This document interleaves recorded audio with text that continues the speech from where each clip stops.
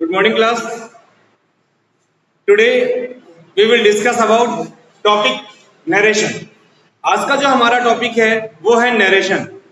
तो देखिए, सबसे पहले हम लोग बात करते हैं कि नरेशन क्या है, नरेशन किसे कहते हैं।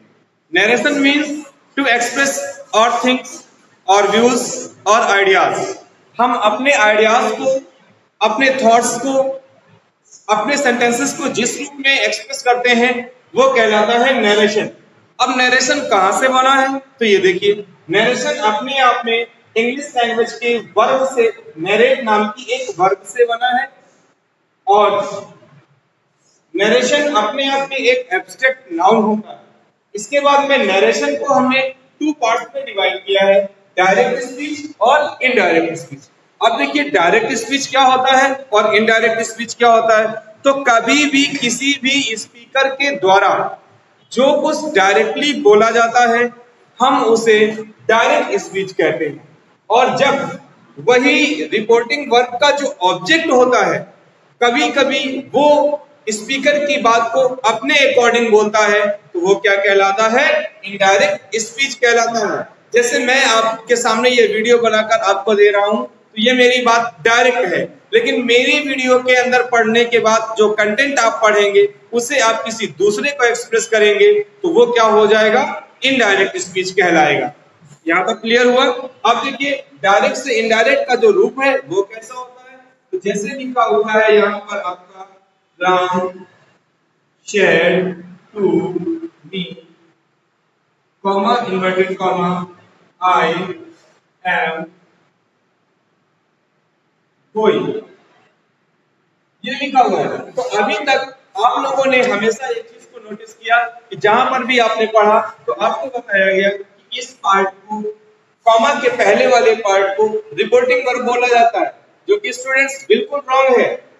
हमें केवल इतने पार्ट को रिपोर्टिंग वर्ब बोलना होता है, यानी कि रिपोर्टिंग पार्ट की जो आपकी वर्ब होती है उसे हम रिपोर्टिंग वर्ब बोलते हैं, इसे हम सब्जेक्ट बोलते हैं और इसे हम ऑब्जेक्ट बोलते हैं। इसके बाद इन कॉमा के ठीक पहले वाला जो हमारा ये पार्ट होता है, इस पार्ट को हम रिपोर्टिंग पार्ट बोलते हैं। क्या बोलते हैं, रिपोर्टिंग पार्ट बोलते हैं। और इन्वर्टेड कॉमा के अंदर जितना भी जो कुछ लिखा जाता है वो आपका क्या होता है, वो आपका रिपोर्टेड स्पीच या रिपोर्टेड पार्ट होता है। चलिए, ये तो था आपका एलिमेंट्री और एसेंशियल नॉलेज। इसके बाद में अब हम स्टडी करते हैं कि डायरेक्ट से इनडायरेक्ट कैसे बनाएं और डायरेक्ट से इनडायरेक्ट बनाने के हमारे क्या क्या रूल्स होते हैं। तो चलिए देखिए,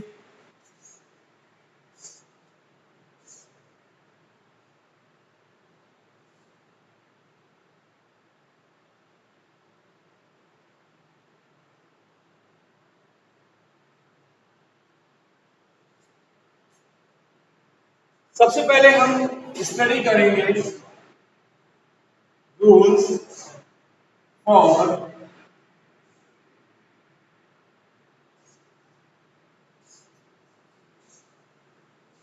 असर्टिव सेंटेंसेस।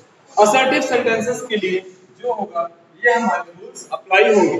देखिए, सबसे पहले इसमें आता है कि असर्टिव सेंटेंस में डायरेक्ट से इनडायरेक्ट बनाने के लिए हमें कॉमा और इन्वर्टेड कॉमा को रिमूव करके उसके प्लेस पर एक कंजंक्शन यूज करना होता है, जो हम क्या यूज करते हैं, दैट यूज करते हैं।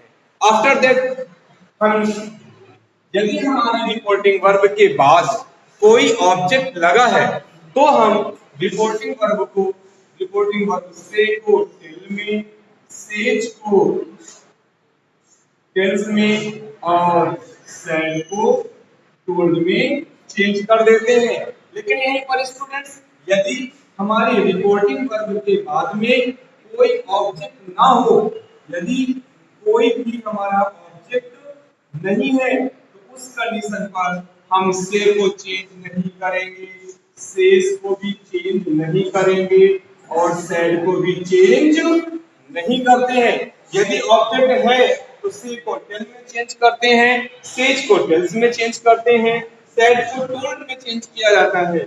लेकिन यदि नो ऑब्जेक्ट, ऑब्जेक्ट नहीं है, उस कंडीशन पर से को हम चेंज नहीं करेंगे, सेज को हम चेंज नहीं करेंगे, सैड को हम चेंज नहीं करेंगे। फिर इसके बाद नेक्स्ट रूल आपका क्या कहता है? नेक्स्ट रूल आपका ये कहता है कि यदि हमारी रिपोर्टिंग वर्ब प्रेजेंट अथवा फ्यूचर टेंस में हो, उसमें हो स्टूडेंट्स प्रेजेंट अथवा फ्यूचर टेंस में हो, तो उस कंडीशन पर क्या होता है? यदि हमारी रिपोर्टिंग वर्ब प्रेजेंट या फ्यूचर टेंस में होती है, तो जो हमारा रिपोर्टेड स्पीच होता है, उस रिपोर्टेड स्पीच के जो हमारे प्रोनाउंस होते हैं केवल वही चेंज होते हैं, ओनली प्रोनाउंस चेंज। उसका जो टेंस है उस टेंस के फॉर्म को चेंज नहीं किया जाता, केवल उसके क्या चेंज होते हैं? प्रोनाउंस को चेंज किया जाता है। लेकिन वहीं पर यदि हमारी जो रिपोर्टिंग वर्ब है वो पास्ट टेंस में होती है, तो वहां पर हम क्या करते हैं कि रिपोर्टेड जो हमारा स्पीच था, उस रिपोर्टेड स्पीच का जो टेंस था वो भी अपने आप में पास्ट फॉर्म में चेंज हो जाता है। इसमें चेंज हो जाता है, पास्ट फॉर्म में चेंज हो जाता है, और पास्ट फॉर्म में टेंस के चेंज होने के साथ साथ उसके जो प्रोनाउंस होते हैं वो भी चेंज कर दिए जाते हैं। अब यहाँ पर एक क्वेश्चन आता है कि क्या यहाँ पर हम यूनिवर्सल ट्रुथ को भी चेंज करेंगे? क्या यहाँ पर हम हैबिट को भी चेंज करेंगे? क्या यहाँ पर हम प्रोवर्ब्स को भी चेंज करेंगे? क्या यहाँ पर हम हिस्टोरिकल फैक्ट को भी चेंज करेंगे? तो यदि हमारी अब यूनिवर्सल ट्रुथ जैसे सूर्य पूर्व में निकलता है, तो सूर्य पूर्व में कल भी निकलता था, आज भी निकलता है और कल भी निकलता रहेगा। It means it can never be change. After that आपने बताया मैंने प्रोवर्ब, तो प्रोवर्ब्स लोकोक्तियां हैं, मुहावरे हैं, जैसे ऊंट के मुंह में जीरा, इसे चेंज नहीं किया जा सकता है। हैबिट, हैबिट में आता है जैसे हमने लिखा डॉग्स बार्क एट स्ट्रेंजर, कुत्ते अजनबियों पर भौंका करते हैं, तो ये बात फैक्ट है, हैबिट है और इसे चेंज नहीं किया जा सकता। हिस्टोरिकल इवेंट जैसे तराइन का पहला युद्ध 1191 में हुआ, तो इसे चेंज नहीं किया जा सकता। तो यदि हमारे रिपोर्टेड स्पीच में कहीं पर भी आपको प्रोवर्ब मिलता है, यूनिवर्सल ट्रुथ मिलता है, हैबिट मिलती है, कोई फैक्ट मिलता है, कोई हिस्टोरिकल इवेंट मिलता है, तो ऐसी कंडीशंस को हम चेंज नहीं कर सकते हैं। वहां पर रिपोर्टिंग वर्ब का कोई भी इफेक्ट नहीं पड़ता है, चाहे रिपोर्टिंग वर्ब आपकी प्रेजेंट में हो, चाहे पास्ट में हो, चाहे फ्यूचर में हो। रिपोर्टेड स्पीच में दिया गया ऐसा वाक्य कभी भी चेंज नहीं किया जा सकता। जो वाक्य आपका हैबिट बताता है, प्रोवर्ब बताता है, यूनिवर्सल ट्रुथ बताता है, फैक्ट बताता है, हिस्टोरिकल इवेंट के बारे में बताता है, इनको कभी भी चेंज नहीं कर सकते हैं। इसके बाद में अब हम बात करते हैं कि क्या रिपोर्टेड स्पीच के प्रोनाउंस भी चेंज किए जाते हैं? तो जी हाँ, बिल्कुल चेंज किए जाते हैं। वो कैसे चेंज होते हैं मैं आपको बताता हूं।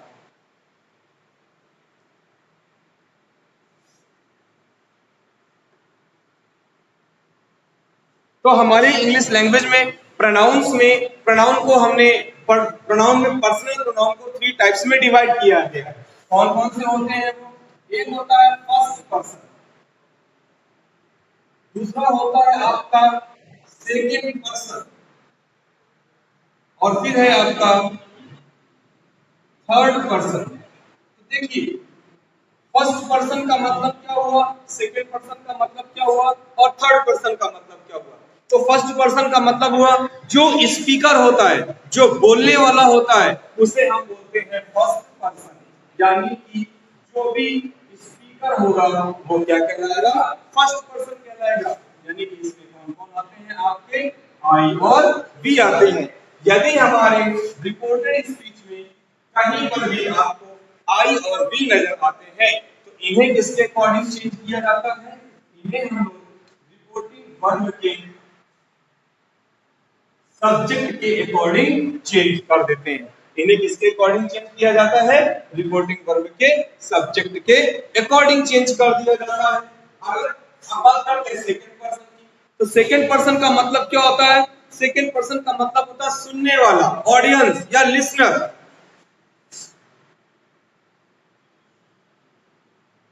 लिसनर में कौन कौन आते हैं आपके? लिसनर में सिर्फ एक आता है, वो कौन सा होता है? यू। तो अब देखिए यू को किसके अकॉर्डिंग चेंज किया जाता है? तो यू जो होता है आपका वो चेंज होता है ऑब्जेक्ट ऑफ रिपोर्टिंग वर्ब। जो आपका यू होगा वो रिपोर्टिंग वर्ब के ऑब्जेक्ट के अकॉर्डिंग चेंज होता है। अब यहां पर एक क्वेश्चन आता है। क्वेश्चन क्या है कि यदि मान लेते हैं कोई सेंटेंस लिखा हुआ है, Ram said you are my friend. तो देखिए यहां पर राम सेड के बाद ऑब्जेक्ट नहीं दिया गया, लेकिन वहां रिपोर्टेड स्पीच में यू आर माई फ्रेंड क्या दे दिया गया आपको? यू दे दिया गया। अगर कहीं पर भी आपको ऐसी कंडीशंस मिलती हैं तो उसके लिए हमारे पास में एक रूल होता है 1 3 और 3 है। इसके बारे में हम अभी आगे डिस्कस करेंगे। फिर है थर्ड पर्सन। तो थर्ड पर्सन का मतलब होता है अबाउट, जिसके विषय में स्पीकर लिसनर से बात करता है वो क्या कहलाता है? थर्ड पर्सन कहता है। मैं स्पीकर हूं, आप लिसनर हैं, राम के बारे में बात हो रही है तो राम क्या हो गया आपका? थर्ड पर्सन हो गया। यानी कि थर्ड पर्सन में कौन कौन आता है? थर्ड पर्सन में ही आता है आपका, ही के साथ सी आता है, इट आता है, दे आता है, किसी का भी नेम आता है, दिस आता है, दैट आता है, दीज भी आता है और आपका योर भी आता है। ये सारे क्या होते हैं? आपके थर्ड पर्सन होते हैं और इनको चेंज नहीं किया जाता है। इसके बाद अब चलते हैं कुछ एग्जांपल्स। क्या है एग्जांपल्स वो देखते हैं। तो देखिए आप इसे याद रखिएगा 13 या 31। मैं यहां से आपको एग्जांपल्स बताता हूं। जैसे एक सेंटेंस बहुत इजीली राइट किया गया, he said I am teaching. तो देखिए क्या करना है? सबसे पहले हमें यह ध्यान देना है कि सेंटेंस में हमारी जो रिपोर्टिंग पार्ट है उसमें रिपोर्टिंग वर्ब प्रेजेंट में है, पास्ट में है कि फ्यूचर में है। तो यहाँ पर हमने देखा कि हमारी जो ये रिपोर्टिंग वर्ब है ये पास्ट में है और इसके साथ यहाँ पर कोई ऑब्जेक्ट नहीं है। और जब ऑब्जेक्ट नहीं तो मैंने आपको पहले बताया कि नो ऑब्जेक्ट नो चेंज। अगर ऑब्जेक्ट नहीं तो रिपोर्टिंग वर्ब को चेंज नहीं करिए। यहाँ क्या हो जाएगा? ही का ही रहेगा और सेड का सेड रहेगा। फिर मैंने आपको बताया कॉमा इन्वर्टेड कॉमा को हटा करके हमें क्या यूज करना है? कॉमा और इन्वर्टेड कॉमा को हटाकर स्टूडेंट्स क्या यूज करना है? हमें दैट यूज करना है। आफ्टर दैट के बाद मैंने बताया कि यदि आपको रिपोर्टेड स्पीच में कहीं पर भी फर्स्ट पर्सन मिल जाए तो देखिए यहाँ पर आपको आई मिल गया, इसे किसके अकॉर्डिंग चेंज करना है? रिपोर्टिंग वर्ब के सब्जेक्ट के अकॉर्डिंग चेंज करना है। तो यहाँ पर सब्जेक्ट क्या है? ही है, तो यहाँ पर क्या हो जाएगा भाई? ही हो जाएगा। फिर मैंने आपको बताया कि यदि हमारी रिपोर्टिंग वर्ब पास्ट टेंस में है तो रिपोर्टेड स्पीच का टेंस भी पास्ट फॉर्म में बदल जाता है। तो इज एम आर का पास्ट क्या होता है? वाज और वर होता है। यहाँ पर ही के साथ क्या हो जाएगा? Was teaching. यहां तक स्टूडेंट्स आप लोगों को समझ में आ गया होगा बहुत ही अच्छे से। इसके बाद अब हम एक नेक्स्ट एग्जांपल पढ़ेंगे।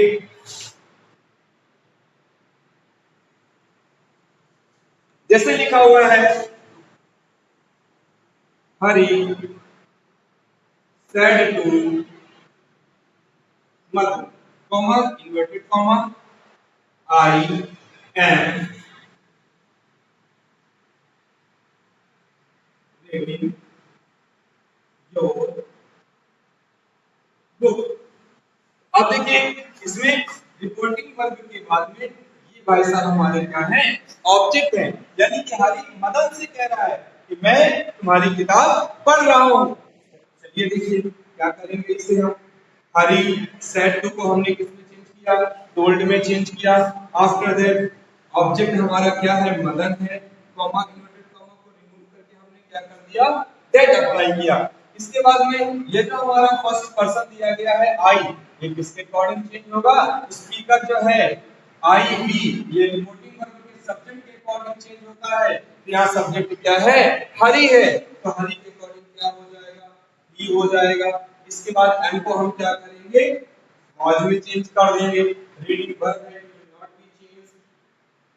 इसे गाइड कर देंगे। अब देखिए यहाँ पर मैंने बताया जो लिसनर होता है यू किसके अकॉर्डिंग चेंज होता है आपका, तो वो ऑब्जेक्ट ऑफ रिपोर्टिंग वर्ब के अकॉर्डिंग चेंज होता है। तो यहाँ पर क्या दिया गया है, यू दिया गया है, तो ये किसके अकॉर्डिंग चेंज होगा, object of reporting verb. Object of reporting verb क्या है यहाँ पर, मदन है, तो मदन के अकॉर्डिंग क्या हो जाएगा, मदन बॉय है, बॉय के लिए हम ही प्रोनाउन यूज करते हैं, तो जैसे यू का योर हुआ वैसे ही के लिए हिज हो जाएगा।